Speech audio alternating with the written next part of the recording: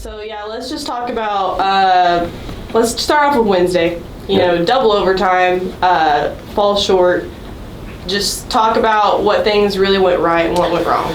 Well, I think the guys played really well, especially defensively in the second half. That was the major thing. I think defensively we kind of found our identity again, and I think that carried into Saturday. I really do. But I was disappointed. I don't mind saying it out loud. I think there was a really, really bad call in the second half, or a really good call that was overturned. That shouldn't have been overturned, and I've even been told that it shouldn't have been overturned, and that possibly change the outcome of the game. And so that's frustrating. I'm disappointed for my guys because of that, because I think they did everything to claw back in that game and deserve to win, but it is what it is. You never know what's going to happen. It's really all, at this point, I've told my guys it's all about next week. So, I'm pleased with how they played Wednesday, and I think what they did Wednesday was they showed themselves that they can do it. And I think there was a lack of belief maybe starting to creep in, and I think what they did Wednesday was they proved to themselves that we can go beat anybody. And then I think Saturday was the same. We had a chance, and it was like Groundhog Day, man. They had a really good player step up, make a couple shots at the end of the game, and beat us. But that's to their credit. And if we can figure that out now, then I think we'll be okay next week. And with looking ahead to the WAC tournament, there's new seeding into that. Can you kind of talk about how you feel about that new seeding system? Yeah, you probably shouldn't ask me about that, but because I don't like it. I think I was just doing math before I walked over here.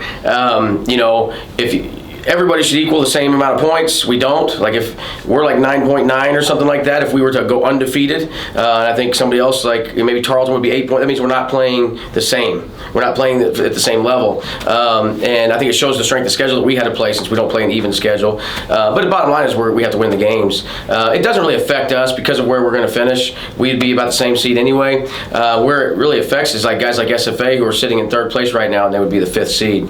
And all of this was based on non-conference. It doesn't change throughout the conference. So when we started conference play, it started and it stopped right there. Well, we had two teams that played a non-conference game during conference play, and those games didn't count, and they both won. And that would bump our number.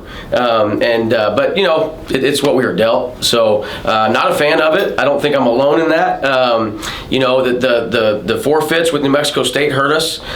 We got those points for like home games. Well, one of those games was going to be a road game, and everybody in the league except for one team won over there at New Mexico State. We probably should have gotten points for a road win. But why would the other teams in the league that were done playing them vote to give us more points, whether it's the right thing or not? I think the two teams that still had to play New Mexico State were the only two teams that wanted to do it. But, I don't know. I'm just not a fan of it. And I know I probably shouldn't say that in this setting, but I don't care. I think the bottom line is you play games. Whoever wins the most, that's the seed you get, And last year, we were the 6th seed, and we got to Saturday, and we ran out of gas. And wouldn't you like to have been a higher seed? Because we would have been a higher seed last year by this point system. Not really, because we earned the 6th seed. We put ourselves in that position, and I was fine with it. And so hopefully moving forward, we go away from it, but that's above my pay grade. I'm called to coach these guys and to try to win the games, and if we would have won more games this year, then it wouldn't really be a problem. Do you feel like, I know you have a week till the tournament, you have just Sam Houston left. I know you said it on Saturday that they're fighting. Do you feel like, are you happy with the way the guys are playing? Yeah, I'm pleased with our guys, man. I really am. They know I was not pleased with them kind of in the middle of the month. But I think that a lot of teams, and I did say this Saturday, a lot of teams would be done right now. We are still playing with spirit and enthusiasm and all that stuff that I talk about. And because of that, man, it makes it easy for me to show up today. It makes it easy for me to go to practice because I know these guys are still competing, they're still fighting.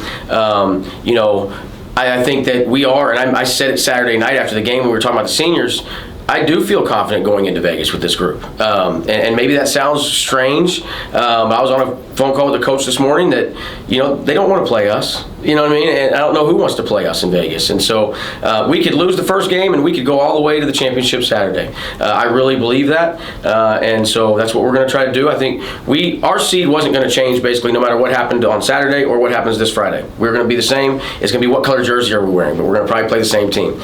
So we're trying to use Utah Valley Saturday and Sam Houston on Friday to continue to work towards Vegas, to get better. How do we go into Vegas playing our best basketball? I think we took a step in the right direction on Saturday doing that, and hopefully we can do the same on Friday.